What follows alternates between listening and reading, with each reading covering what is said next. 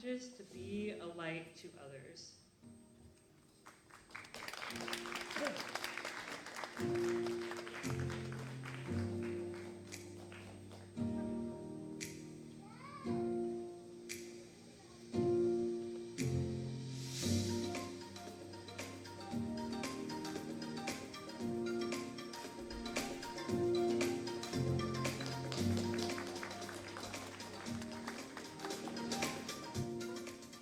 I am indeed humbled and honored to receive this award out of a journey that I have been trying to accomplish in the last 20 years since I immigrated in this country. Well, not 20 years only. I'm 73 years old. I came here on when I was 24, so it should be 49 years, right? Okay, I still know my math. But anyway, I too, like any other, this, putting modesty aside, this award is very meaningful to me because I have received some other awards, but because of my degrees or because of other things. But this, I feel a sense of belongingness and universality. And basically my story, the reason why I help a lot of women who are abused sexually and physically, and women with mental illness or diagnosed as bipolar, schizophrenia, and of course homeless women. And I also help young kids whose parents are in jail. And I volunteer also with Wounded Warriors with no arms and no legs. I should get another doctoral degree. But anyway, to make the story short, I did this not because I was an employee of a charitable institution, but because I survived. I survived 2 major open heart surgery, then I had a stroke, then I had half my body was paralyzed, then a year and a half ago I survived breast cancer surgery. So there must be a reason why God still wants me to be alive, right? But at any rate, I tend to have a diarrhea of the mouth. So I'm going to make it to condense everything into 3 things. So I'm more interested, by the way, I am finishing a book, and I was told that it's gonna be finished in a month for distribution, in a month or 2 months, and I am actually going to write 3 books. The books that are going to be, the first one is on success of gentrification. I live in Brooklyn now, and there could be no other place to write about gentrification than living in Brooklyn. So part of what I'm going to share with you today is actually what is in my book. So hopefully I'll be able to share with you some of that. So these 3 charities that I am fully involved for the last, I would say, over 10 years, are women who are female alcoholics. Part of my graduate degree, and I did a lot of research on female alcoholism and drug addiction, and women who were diagnosed with clinical depression and bipolar disorder. Then the second one are women who are sexually and physically abused, and the other ones are homeless women. Believe it or not, it's supposed to be the richest country in the world. When I am with these homeless women, I feel like I'm in the banana republic again. But on the other hand, there is a common denominator with all these women. And they are, one is, most of these women, it took me about 3.5 years to even be able to gain their trust and respect, because they have a very low self-esteem, they don't have any confidence at all. And second, like for example, one of these women by the name of Sabrina, I'll just use it as the name, that's not the real name.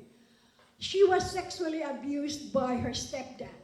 So she went and told her mother and her 3 sisters. What do you think the mother and the 3 sisters did? Oh, it's not that, it's you, because you are very flirtatious. So from that time on, she thought she's ugly, she's dirty, so she never trusts. So when she was assigned to me per referral from a friend, she would not talk to me. She said, I hear that you are well known as a professor and this and that, or a business owner, but how can I trust you when I cannot even trust my mom and my 3 sisters? But now, I stuck with her for almost 4 years. Last month, she called me and she said, Esther, because of what you did, I can pay you now. How much do you want to charge? I said, no, I did not. I did that voluntarily.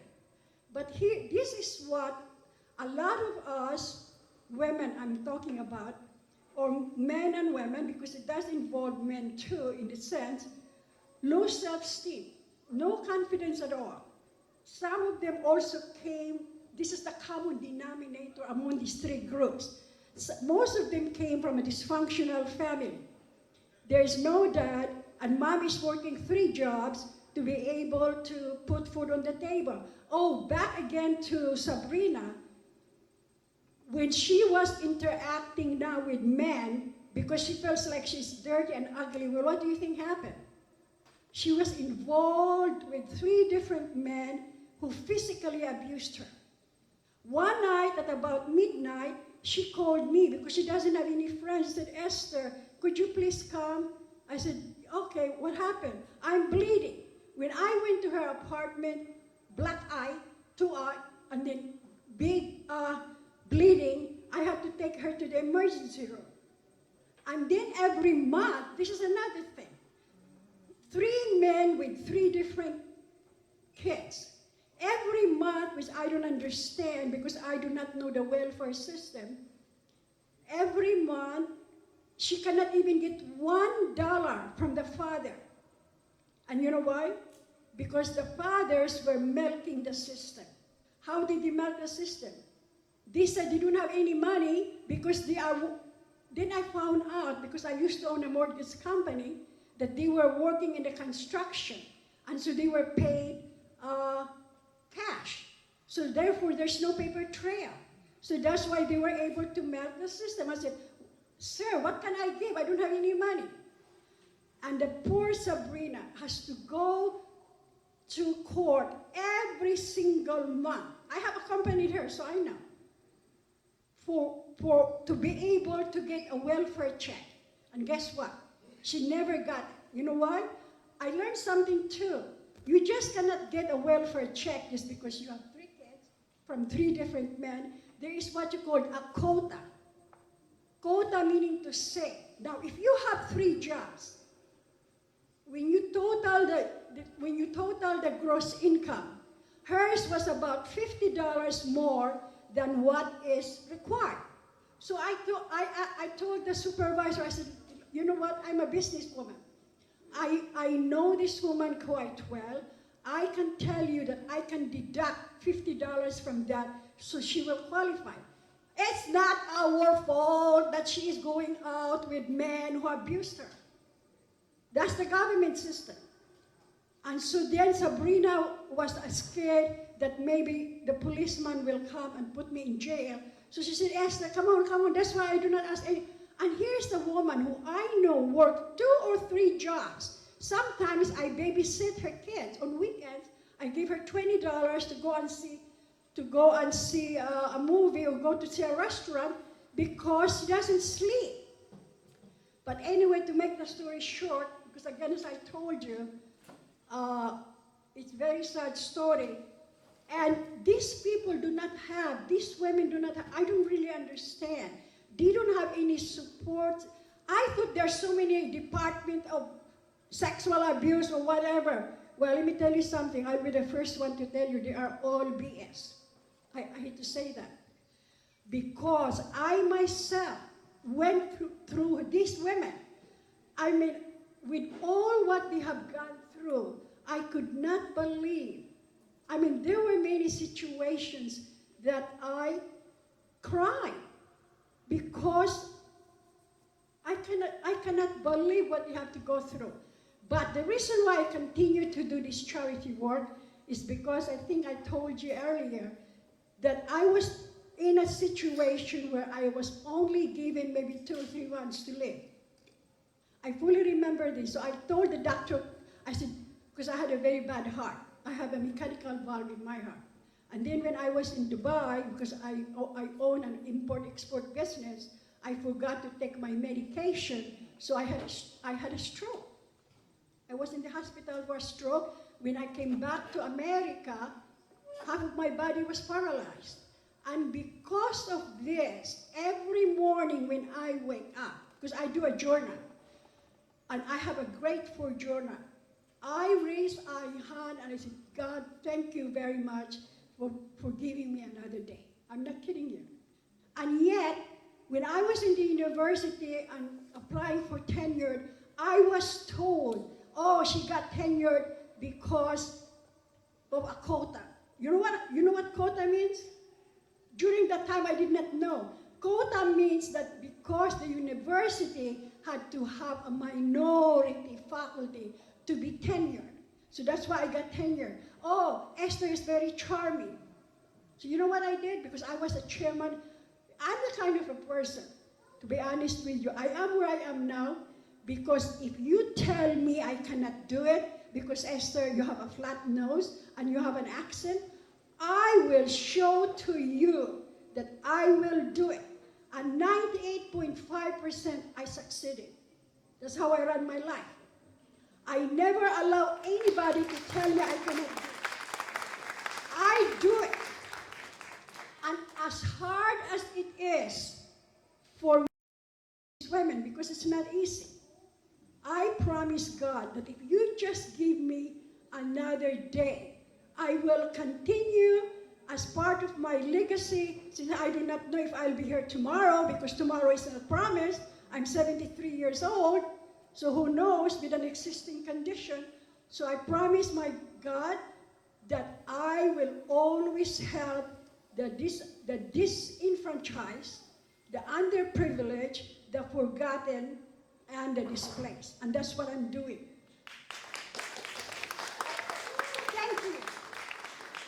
Now, also, another thing that I remember is that, love, how I wish that all of us, coming from different cultures, especially women, instead of talking at each other, we should try to learn how to talk to each other. Because if we talk to each other, now by the way, these women that I am mentoring now, because I'm still, even though a lot of them have already been successful through my mentorship, I still continue as a volunteer work. A lot of them did it now because when I used to teach I used to teach grant writing in the university on how to write grants. So I'm very aware of how to write grants and how to start a business because I started 3 businesses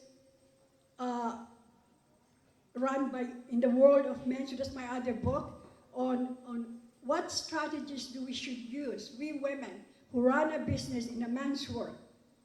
But here, another thing that I also have, another thing that I have learned from this charity work that I do with these women is that I teach them how to believe in yourself. If you love yourself, you believe in yourself, and you are true to yourself, you know what? Even if I only have $10, I am contented because I'm happy that I have $10.